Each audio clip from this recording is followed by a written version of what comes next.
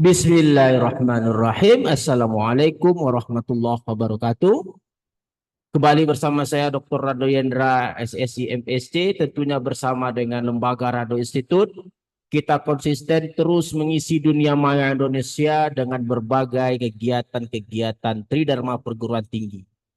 Bedah riset artikel merupakan suatu kegiatan yang menjadi favorit di Rado Institute karena di sini tidak hanya membahas suatu riset artikel, tetapi mempertajam riset artikel tersebut dengan coding-coding pemrograman dan memberikan tambahan-tambahan sebagai suatu novelty dari suatu penelitian. Nah, pada saat ini kita akan membahas riset artikel yang terbit di Thailand. Sebelumnya telah kita bahas mengenai suatu model FHL atau Flexible Hub Logistics. Nah, pada saat ini kita akan membahas model yang sama dengan menggunakan teknik Bayesian Markov Chain Monte Carlo, terutama dalam mengestimasi parameter dari parameter model Flexible Hub Logistics. Kita akan lakukan Bayesian, lalu kita coba lihat hasil dari parameter dengan menggunakan density plot.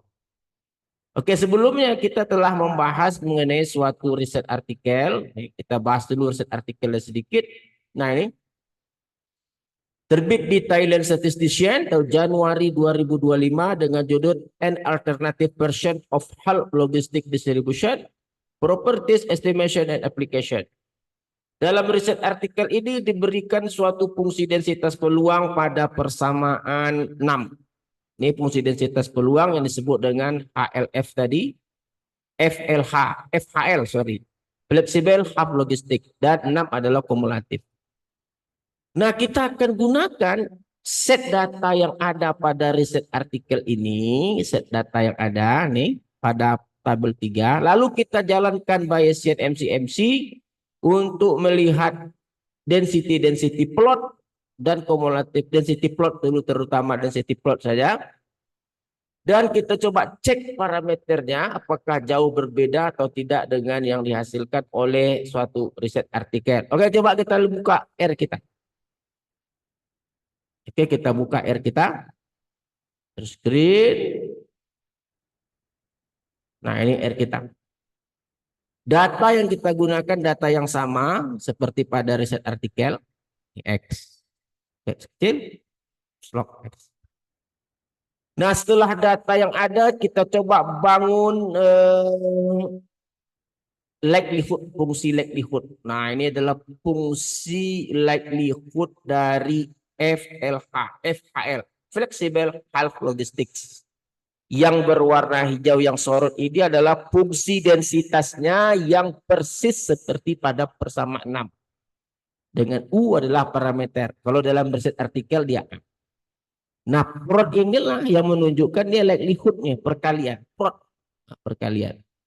Lalu kita berikan nilai awal 0,02, kita lakukan pembakaran sebanyak 50.000 kali dengan memberikan nilai error untuk prior non informatifnya normal. Dan tentu kita gunakan posterior adalah hasil kali likelihood dan prior non informatif distribusi normal. Oke.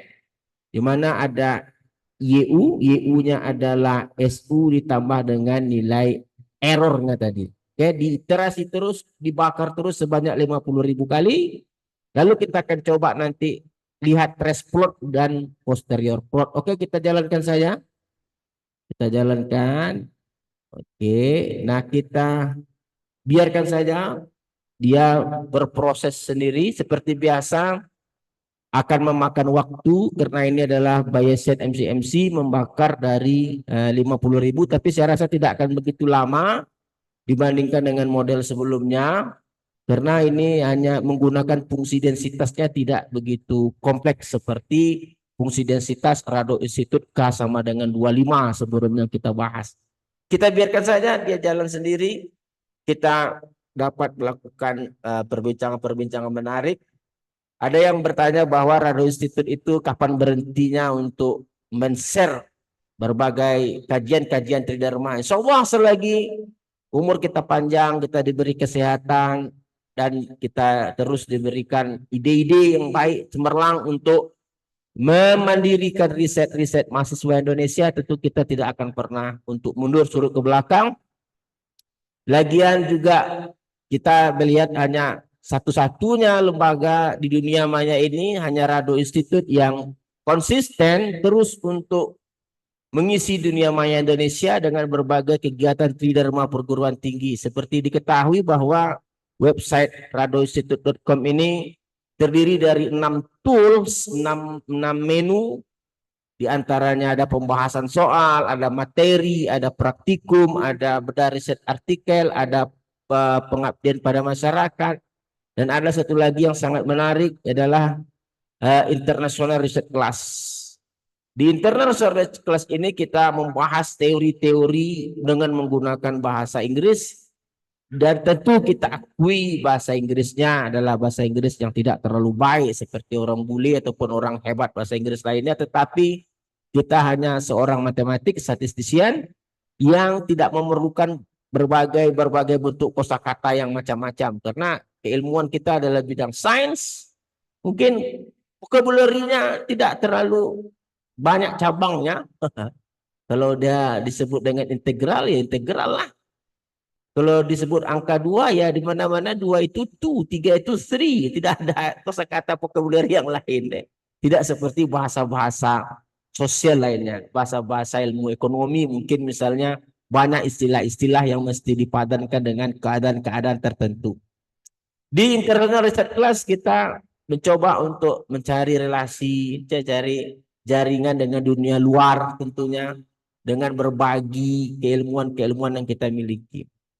Rado Institute akan terus mengudara, akan terus bersama mahasiswa Indonesia membahas penelitian, dan yang paling penting adalah coding-coding pemrograman komputer sebagai andalan dari Rado Institute ini dapat membantu secara signifikan terhadap penyelesaian riset-riset yang dilakukan oleh mahasiswa maupun peneliti-peneliti lainnya. Memang tidak sempurna, tapi cukuplah. Ya, kalau dibilang sempurna tidak juga, tetapi saya rasa cukup baik untuk diperlihatkan kepada mahasiswa. Dan juga pada kesempatan ini Rado Institute juga oke, saya rasa cukup. Kita telah berhasil merun sebanyak 50.000 kali. Kita coba lihat trace plot dan density plot. Oke, kita lihat posterior density dan trace plot. Nah, ini cukup baik saya rasa. Trace plot dan posterior density yang dihasilkan. Nah, kita akan coba lihat nilai median dari parameter yang kita gunakan. Oke, kita ambil parameter theta FHL-nya median. Kita coba buka nilai theta FHL kita. 0,026 ya, hampir sama dengan riset artikel. Riset artikel juga 0,026. Lalu kita coba gambarkan density plot. Density plot. Coba gambarkan density plot. Oke, ternyata hasilnya juga sama hasilnya ya. Kita coba runkan sekali lagi. Run sekali lagi density plot. Nah, ini dia. Hasil yang diperoleh sama dengan hasil yang pada riset artikel, artinya bahwa teknik maksimum likelihood sebagai andalan dari riset artikel yang kita baca, itu kalau kita bandingkan dengan Bayesian MC hasilnya hampir sama. Jadi sekali lagi bahwa kalau kita lihat trace plot dan density plot yang telah kita dapatkan tadi, kalau mau kita ulang, ini adalah trace plot dan posterior density. Nah, ini cukup baik hasil iterasi 50.000 iterasi yang dijalankan, sehingga kita bisa menentukan nilai nilai parameter di posterior density pada puncak yang tertinggi melalui perwakilan median dari 50.000 data. Oke, saya rasa apa yang kita bincangkan pada saat ini cukup baik sekali. Kita jumpa lagi pada sesi berikutnya. Assalamualaikum warahmatullahi wabarakatuh.